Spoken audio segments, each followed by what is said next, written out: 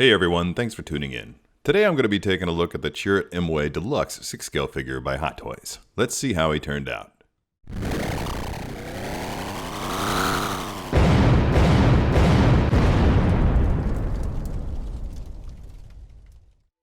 Alright, first up, let's take a look at the packaging. Pretty much standard fare at first glance. We're just looking at the same kind of look that we get with any collectibles company that produces things Star Wars related. I think it's a standard that's been imposed upon them by Lucasfilm. But as we've seen before with Hot Toys, appearances can be deceiving, and once you slide the real package out of its chrysalis, then the real beauty unfolds. Look at that. Just glorious. I've already done a review of the Jyn Erso 6-scale figure, and they did something similar with these little designs that are going on over this. I can't even tell if that's the character himself or the figure.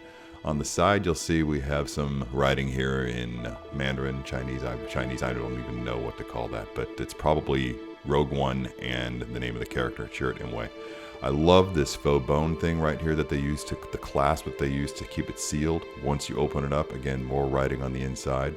Again, the character's name, Chirrut, there at the top, with some indecipherable by me writing on the bottom there in Chinese or something.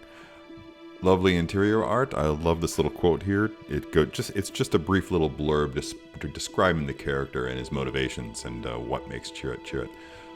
Love to see a wallpaper made out of this put into a really old home. It just looks gorgeous.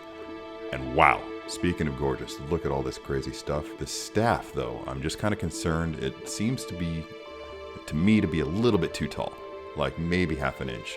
The bowcaster, however, in a Japanese style, just kind of the way that he used it in the film reminded me of films that I've seen of Japanese archery back in the feudal times of Japan. Here we have one of the deluxe components that comes with this particular version. Look, you can see that it has the adapter in there so you can actually use it. And then these two different kinds of hands. Of course, the right hand is going to be coming just completely bare, but the left hands, you'll notice, have the part of his armor on them. There's a bit of, you can see just a little bit there, the base. I'll show more of that later in the photography, but for now, let's get this thing out of the box and get to posing it. Right after taking it out of the box, I did a few basic tests to the flexibility of the body, the range of motion, just to get an idea of how much it could do.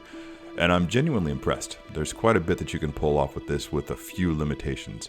Again, one of the things you're going to notice is that if you compare this staff to the film, you're going to notice that it's just a little bit too tall. Again, if customizers, anybody who doesn't plan on getting rid of this figure and hoping to get full price back for it, you might want to think about knocking, a quarter to a half an inch off of the length from the bottom.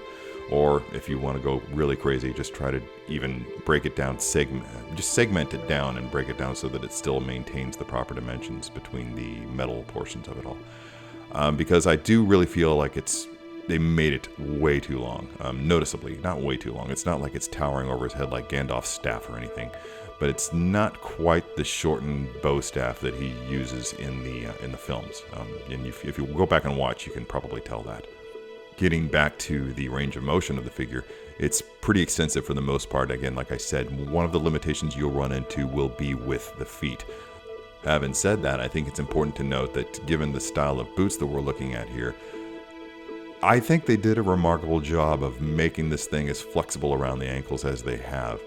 In short, you're not going to be able to get him to go flat on both feet when he's in really deep combat poses, but for the most part, you can cheat it, and I'll show you in some of the photography later, and even in this pose that I'm doing right here, just various ways that you can do that and make it look good. A quick note on the costume elements. I noticed almost right away that it seems to just fall naturally no matter what I do with it. That's a rare and beautiful thing in any 6-scale figure, and Hot Toys has proven themselves to be fairly adept at pulling that off.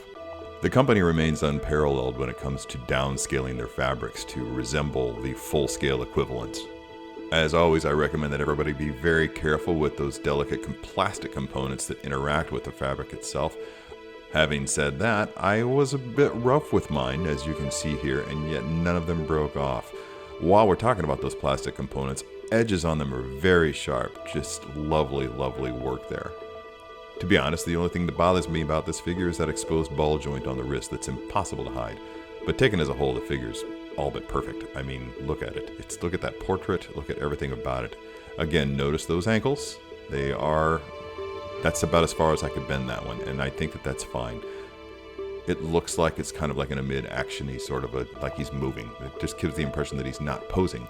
He's actually in motion, and I think that that's desirable. And look how good he looks with the other three figures. I mean, together as a unit, that trio is pretty much hard to beat.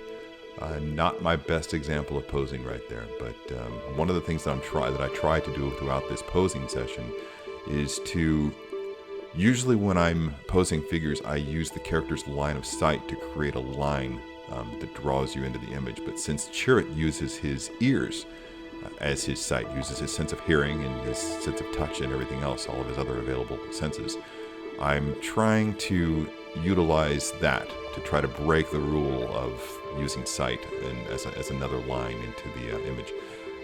I met with some success in some images and not so much with others, but for the most part I'm pretty happy with what I was able to churn out here. At any rate, if you haven't picked up this figure, if you're a fan of Rogue One and you don't have it, I highly recommend that you get it, especially if you have the other two or just want to do something like this. I mean, look at how crazy that looks.